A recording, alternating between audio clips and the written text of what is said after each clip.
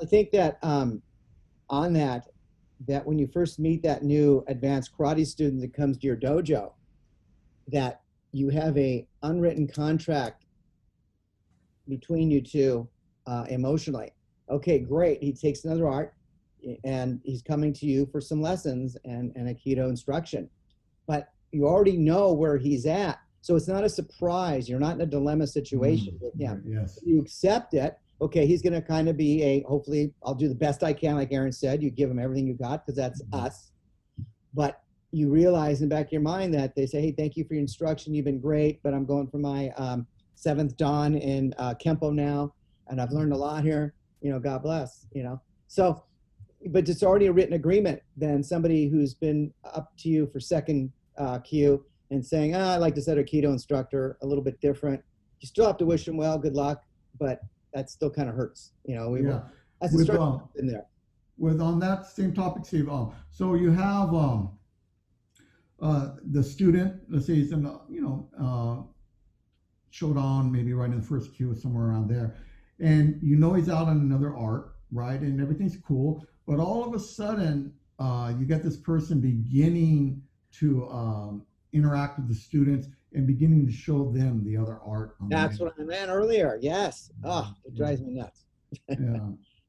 How about so how do you handle that? Do you confront? Yes, I have. It's happened. Very good. I confronted them. I just said, and how did it go? They start going down? No, they kind of get a little pissy, and then I've had to do it twice to the same person. After a while, they kind of leave. The gold will sip to the bottom, when you're doing panning for gold. So that's what happened. How about you, Aaron? Anything like that? No, I don't have much to add or offer, in that regard. I've seen senior students come through. It's normally they kind of accept the school, and I've not observed good. like that where it's been a problem. But usually they don't stay for too long. If they're a senior student and they're searching, they may keep searching. You know what I mean? I've seen transients there that's all I would have to offer at that. Yeah. Something came out of that I wasn't expecting, where black belts would be like, it was in karate, and they would get their next belt, and they would be already saying, hey, I want to go try that Aikido thing. And I'm like, that's okay as long as your sensei's cool about it. And what arose out of that was the other sensei was put in a predicament, and he's a good friend, so I was able to understand what, communicate. But he was like, okay, I have this student that I invested all this time in, and now they want to go over to Aikido, but they want to keep their karate going, kind of like maybe looky-loo, maybe not. He goes, but I'm already progressing into their next belt. I'm already invested in them, and now they're going to go over there, and all my work is going to go back. And so he actually had told his student, no, you can't go train. And so I'm in this predicament now, going like, wow, okay, how would I handle that?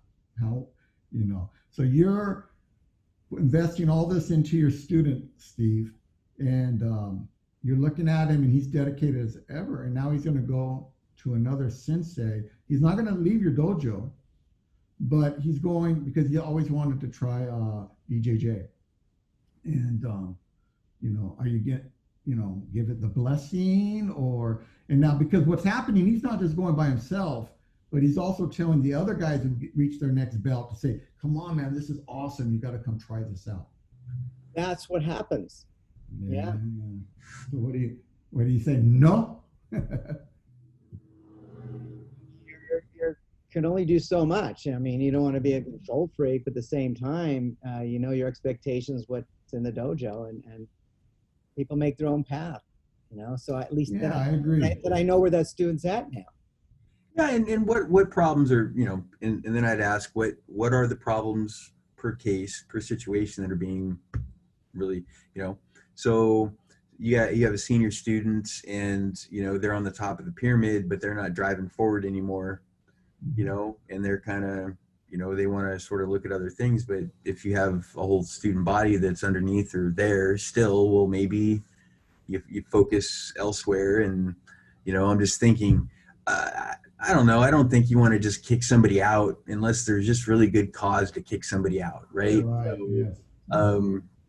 and we're all adults unless we're not, and there's a relationship and there's trust and there's things like that. And I think there's also, freedom. And if you have a student that's searching for something, again, that you're not able to provide, I think we need to have a little bit of grace in that, and look at it for what it is, and to make allowances for that. If Right. we don't have any other problems, we don't want to control somebody's life. The idea is that they're coming to you for to learn something, and you have something to teach them, and they're seeking your instruction and your leadership. And Right. and I think that's a part of it, and that's not necessarily control. Leadership isn't necessarily control either, and No. bringing the best out of somebody isn't that either.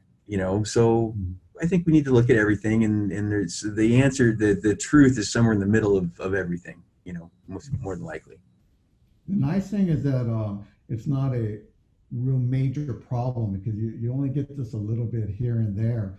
Um, I know in my experience, and I think Steve also came from the same place I am. An upper ranking, my sensei did not mess around at all about doing other things other than what he was teaching on the mat. And you start doing something, and you could feel those eyes looking on you, and you just didn't have that opportunity to expand at that time or try and play with that. And that became kind of frustrating for both of us, because when you're dedicated, going 4 or 5 times a week to one sensei, and you start wanting to, on your outside study, to express a little bit and test it out a little bit, but that realm isn't allowed there. Well, yeah, there's not a problem. It just you outgrew the nest. It's just you outgrew the nest, and there's different ways of looking at it, and that's kind of how I would, based on what you described, it's Yeah. how I see it, yeah. How about you, Steve? Well, I've been there on all sides that you guys just discussed. During my black belt time, first Shodan, that one of the students, I'm not going to mention names, he wanted to split and get his own dojo. And I had to make a decision because the dojo was in back of my house 500 yards where he was going to set up versus driving to my sensei's place. So I made a tormented decision back and forth for months, and it killed me. But I had to walk up to sensei and say, I think I'm going to go help this person, start his dojo. I wasn't leaving the organization or anything at that time, Right. but just to help him out. But it killed me. But it was time for me to kind of grow and experience what Aaron just kind of said there. But at the same time, he was always my sensei. And of course, coming back to the organization full time, I'm back, and I still consider him my sensei per se, Right. most definitely. And I'm fortunate for that. So I was torn for a while on what I had to do, but I had to do something for myself at that time. The nest was getting kind of thin. It was time for, jumping out. Right. And that was my opportunity. I noticed that when I see this happening and reflecting on myself,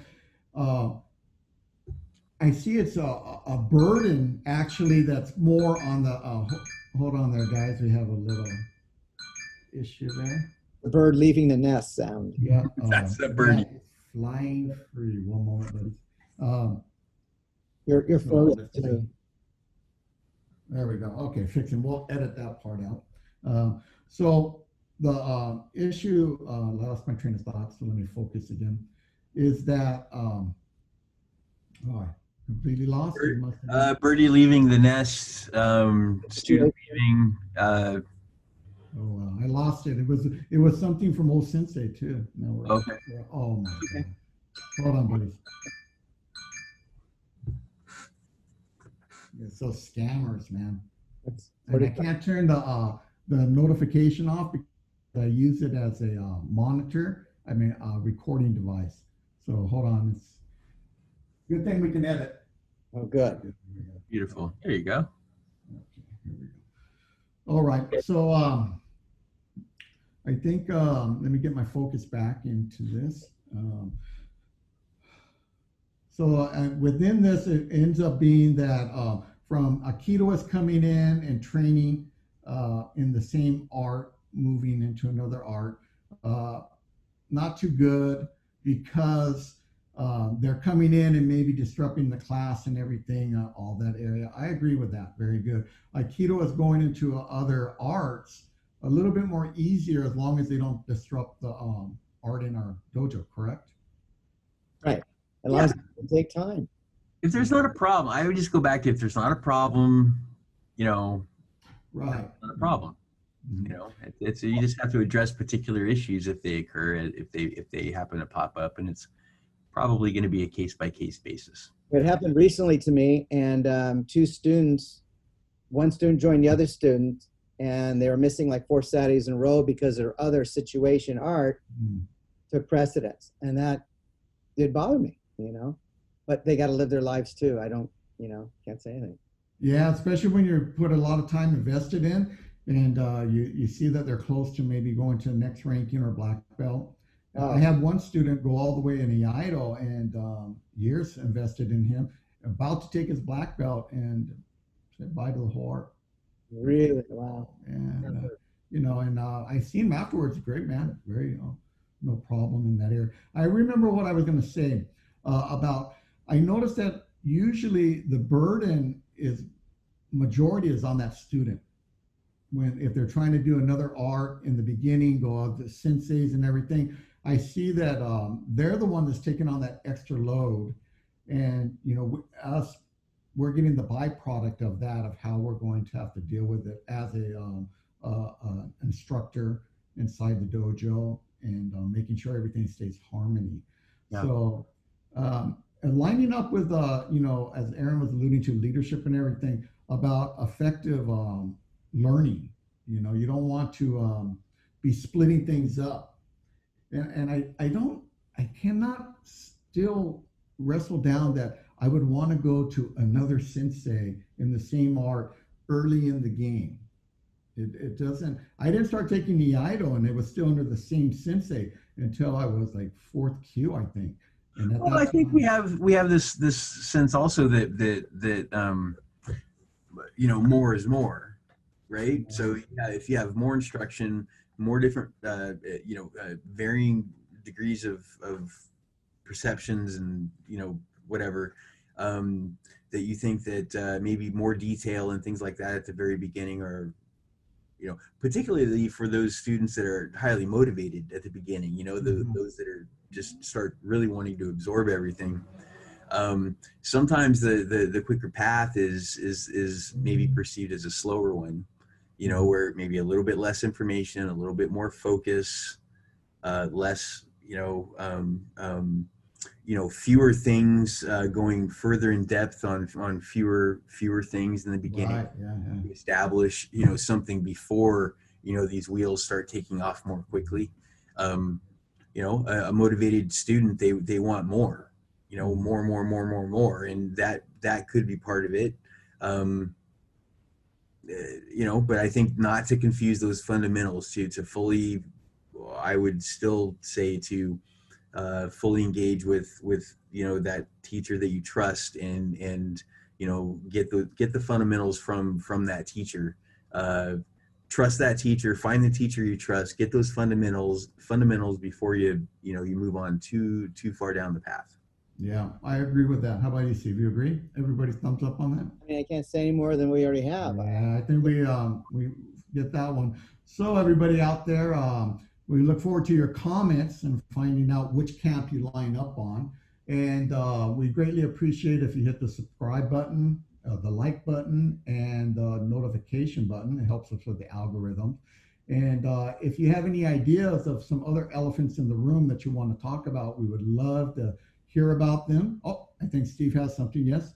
Well, number 4, how about studying from different books and videos in an early stage of your Aikido career? There we go. So That's great. I think I agree with it. I think it's awesome. I think they're opening their minds up. They're watching some top people who've been there. I think it's very motivating. At least it was for me, seeing that in the beginning of my career. everybody does that, no? When you first get into it, everybody, you get all excited. You bring the book to your sensei, and he goes, "Yeah, that's a good book." I got 4 of them on the shelf. Yeah, that kind of thing. Yeah, yeah, we all do that. I always say, trying to get all that in line for the students so they don't have to go out. They still go out. Everything I try to give to them, they'll take, but they're still searching for other books and other things. And yeah, I think it's very good too, as long as they don't bring it disturbing what is being taught in the class. I think Karen said it very elegantly that they're coming to us for specific understanding of something, and we have a certain way that we want to translate that to them. And when unnecessary disturbances happen, we do Steve's motto of going over there and smacking them in the head and throwing them out, right? Not too hard, just Just a little, right? little. All right, guys, that was a good quick topic. I think we're all in harmony on that one. And as always, look forward to our next podcast. And everybody out there, please comment and let us know what you want to hear and what you think about what we said. And we're not shy. It doesn't matter if it's good or bad. We just want to hear what you have to say.